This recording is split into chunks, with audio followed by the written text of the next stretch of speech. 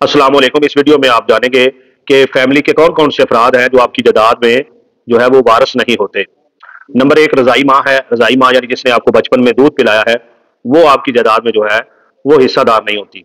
Number दो, ले पालक जो बेटा और बेटी है, वो आपकी जायदाद में जो है वो हिस्सादार नहीं होते। आपकी अपनी औलाद नहीं है, आपने ले के पाली हुई है। आप अगर आप अपनी जिंदगी में चाहे तो 1/3 हिस्सा जो है जायदाद का, वो उनको हिबा जो है वो आप कर सकते हैं। इसके अलावा जो सुतेला जो है बाप है, वो आपकी जायदाद में मर्द जो है उसकी जायदाद में वो हिस्सादार नहीं होता। सुतेला बाप कौन है कि आपकी वालदा ने पहले शादी की हुई थी, फिर उधर से तलाक हो गई और आपकी वालदा ने दूसरी जो है वो शादी कर ली है, तो अब वो भी आपका सुतेला वालद भी उसी घर में रहता है, लेकिन वो आपकी जायदाद में जो है वो हिस्सादार नहीं है। वो जो आपका पहला बाप है ना, वो आपकी जायदाद में हिस्सादार है। अच्छा जी, सुतेली माँ भी जो है ना, वो भी जायदाद में हिस्सेदार नहीं होती। सुतेली माँ कौन है कि आपकी वालिदा फौत हो गई, आपके अब्बू ने जो है वो दूसरी शादी कर ली है, ठीक है जी। तो जो दूसरी औरत है वो आपकी सुतेली माँ है, असली माँ नहीं है, ठीक है ना जी। तो वो सुतेली माँ भी जो है आपकी जायदाद में हिस्सादार जो है वो नहीं होती।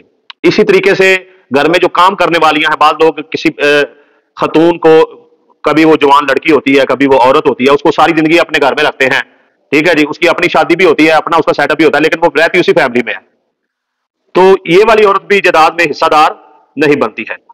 इसी तरीके से जो आपके साले हैं, वो भी आपकी जायदाद में हिस्सेदार नहीं होते। इसी तरीके से जो आपकी सालियां हैं, उनको भी आपकी जायदाद में से कोई हिस्सा नहीं मिलता। इसी तरीके से जो आपकी सास है, उसको भी आपकी जायदाद में से कुछ नहीं मिलता। जो आपका ससुर है, उसको भी आपकी जायदाद में से कुछ नहीं मिलता। इसी तरीके से जो आपका चाची है, उसको भी कुछ नहीं मिलता। याद रखें कि फैमिली होने की, मैं जितनी मालूमात दे रहा हूं, ये आपके बीवी बच्चे होने की सूरत में ये सारी जो चीजें हैं जो मैं बता रहा हूं कि इनको हिस्सा जायदाद में नहीं मिलेगा। आपके चाचा को आपकी जायदाद में से हिस्सा नहीं मिलेगा, आपकी चाची को आपकी जायदाद में से जो है वो हिस्सा नहीं मिलेगा, ठीक है ना जी। तो इसी तरीके से जो औरत है, जो औरत के भी उस घर में रहने वाले सास ससुर है, वो औरत की जो मलकियत है उसमें हिस्सेदार नहीं है, ठीक है ना जी। किसी औरत ने कोई प्रॉपर्टी खरीदी हुई है, उसके नाम है, तो जो उसकी सास और ससुर है, उनको उसकी प्रॉपर्टी में कुछ नहीं मिलने वाला। इस घर में उसके बीवी बच्चों को मिलेगा, जो उसके पीछे वालिदैन है उनको हिस्सा जाएगा, इनको कुछ भी नहीं मिलेगा, सास और ससुर को। इसी तरीके से जो उसकी नंद है, नंद कौन होती है, जो उसके शौहर की बहन है, उसको भी उसकी जायदाद में से, औरत की में से कुछ नहीं मिलेगा, ठीक है ना जी। और इसी तरीके से जो नंद का खामंद है, उसको भी उस औरत की जायदाद में से कोई हिस्सा नहीं मिलेगा। जो देवर है, शौहर का जो भाई है, उसको भी आपकी जायदाद से कोई हिस्सा नहीं मिलेगा। जो देवरानी है, जो देवर की बीवी है, उसको भी आपकी जायदाद से कोई हिस्सा नहीं मिलेगा। मर्द है या औरत है, उसके मामू और मामी को भी जो है उसकी जायदाद में से कोई हिस्सा नहीं मिलेगा, ठीक है जी। इसी तरीके से